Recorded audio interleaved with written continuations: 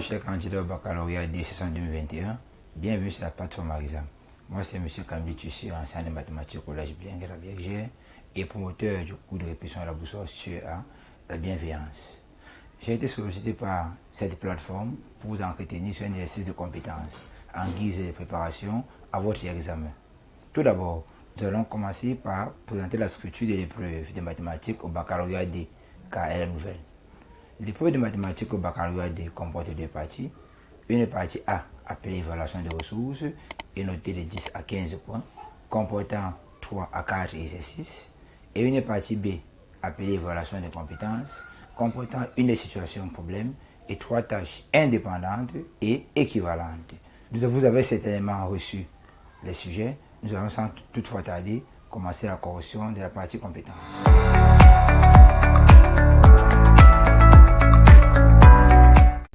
Bon, la première tâche, on nous demande s'il y a raison d'affirmer que le nombre de lampes est de 6561. Pour cela, donc, on nous a fait comprendre que dans le premier paragraphe, les points A, B, C qui forment des lampes sont des triangles, rectangles et isocèles, solution de l'équation E. Étant donné que ZA est un imaginaire pur, il peut s'écrire sous la forme IB. Et comme il est solution de E, nous pouvons remplacer jusqu'à avoir ceci. D'où nous avons B égale à 4. Et s'il s'agit de résoudre cette équation et de trouver un imaginaire pur, comme nous avons B égale à 4, nous allons donc dire que ZA égale à 4I. Pour la suite, comme E est de degré 3, nous vont transformer en Z moins 4I, facteur de Z carré plus AZ plus B. Il se pose un problème de déterminer les réels A et B.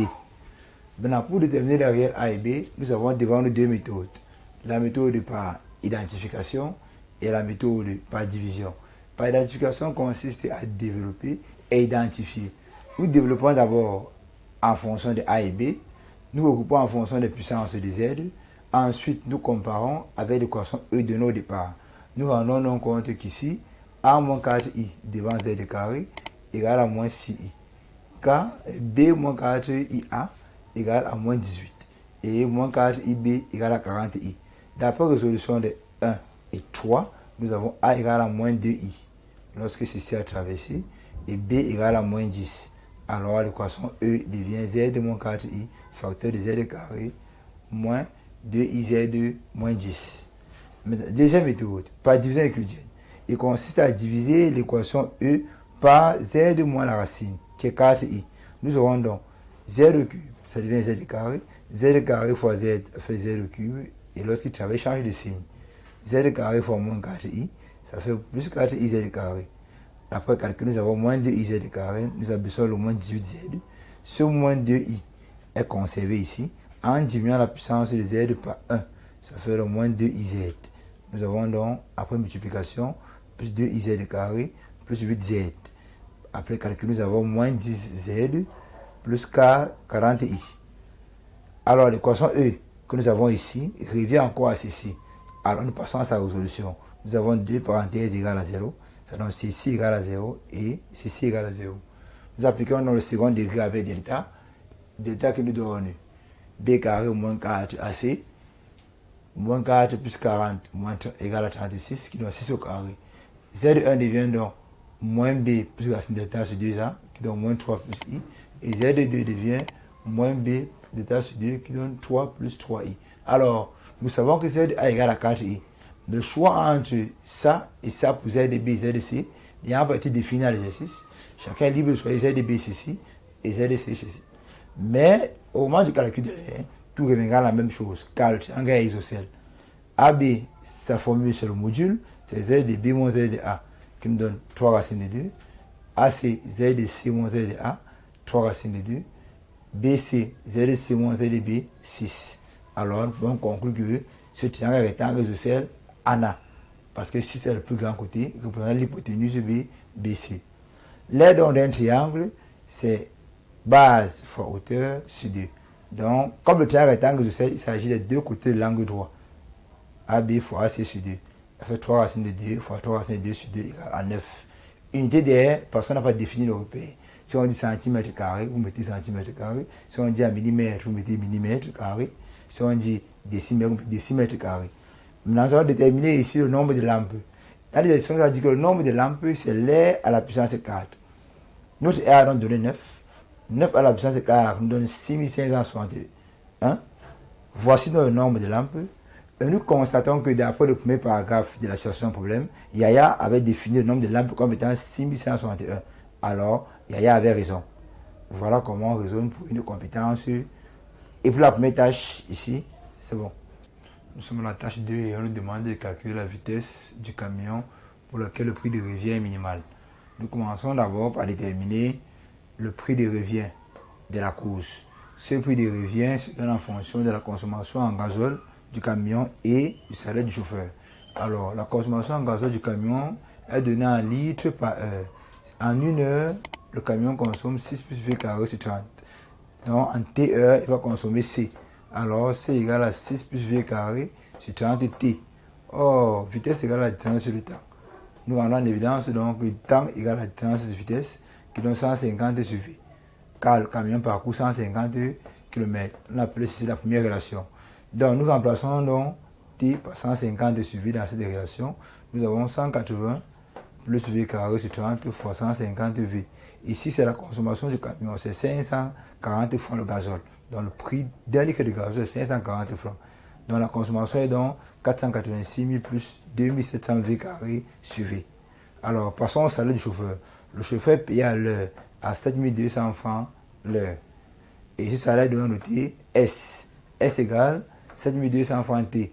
D'après la première relation, toujours, donc T égale à 150 sur V, nous remplaçons donc S par 7200 fois 150 sur V. Ce qui nous donne donc 1 80 000 sur V.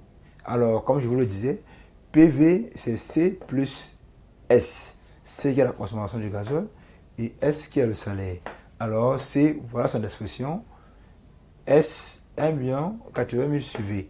Alors, même dénominateur, on conserve le dénominateur et nous avons dans le numérateur assommé. Ça donne donc 2700 V carré plus 1 566 000 sur V. Ainsi donc, comme nous voulons un prix minimal, nous allons penser à la dérivée. Lorsqu'on nous parle du minimum ou du maximal, c'est la dérivée qui nous donne cela. Donc, PV égale, on dit donc P est continu et dérivable sur 0 plus l'infini, comme fonction rationnelle. Et sa dérivée est P'V. E sur V, c'est E'V moins V', sur V carré. Voici la dérivée qu'on obtient. Donc, dérivée égale à 0, nous aurons 2700 V carré sur égale à 1 566 000. Donc, V carré égale à 580. Donc, V est égal à 24,08. Par ailleurs, nous avons dans le tableau de variation de 0 à plus de l'infini et 24,08 moins plus. Alors, ça décroît et ça croît. Nous constatons bien ici que PV est minimal. Il s'agit là d'un minimum. Alors, la vitesse pour laquelle PV est minimal est 24,08. Enfin, nous passons à la tâche 3. Pour terminer l'exercice, c'est la tâche 3 où on nous demande de déterminer le nombre de pays minimal que l'amido peut parcourir, plus qu'il veut retourner avec la somme minimum de 200 000 francs. Au Cameroun, l'amido dispose de 675 000 francs. Et à chaque échange, il doit dépenser 15%. Premier échange, M0 moins 15% de M0. C'est-à-dire 1 moins 0,15. Ce qui donne 0,85 M0. M1 égale donc à 573 750. Ici, donc, on représente le montant restant après la première échange. Ainsi, nous remarquons que M1 égale à 0,85 M0. Donc, il s'agit d'une suite géométrique des raisons Q égale à 0,85. Alors, on peut écrire Mn égale à 675 000 fois 0,85 à la puissance N. Je tiens à vous rappeler que ça s'agit d'une expression générale des suites géométriques en fonction de la raison, où Mn est le montant restant après la énième échange. L'amido veut rentrer avec une somme inférieure à 200 000. Le montant qui rentre avec, c'est ceci, ça qu'on appelle le montant restant, doit donc être inférieur à 200 000. On passe à 175 000, 0,85 N inférieur à 200 000. Ceci va donc aller diviser, et là ça fait 0,85 N inférieur à 0,29. Pour donc enlever la puissance, nous appelons, qu'on nous a fait comprendre qu'il s'agit de logarithme. Alors on applique la fonction ln. Nous avons n ln de 0,85 inférieur à ln de 0,29. Vous constatez bel et bien comme moi que les signes ont varié d'une étape à l'autre. Il est donc question ici de justifier parce que le ln d'un nombre inférieur à 1, ou un nombre comprenant que 0 et 1 est négatif. Et lorsque le négatif est de ce côté, le signe change. Ça fait que n est supérieur à 7,62. Nous constatons alors, pour retourner avec un montant inférieur à 200 000, il faudra visiter au moins ces 8 pays. Car si visite 7 pays, son montant va toujours être supérieur à 200 000 francs. Donc, une fois de plus, Yaya a raison. Ceci marque la fin de notre entretien sur l'évaluation des compétences d'un sujet type baccalauréat. Et si vous avez aimé cette vidéo, likez, partagez et abonnez-vous à la chaîne MyExam.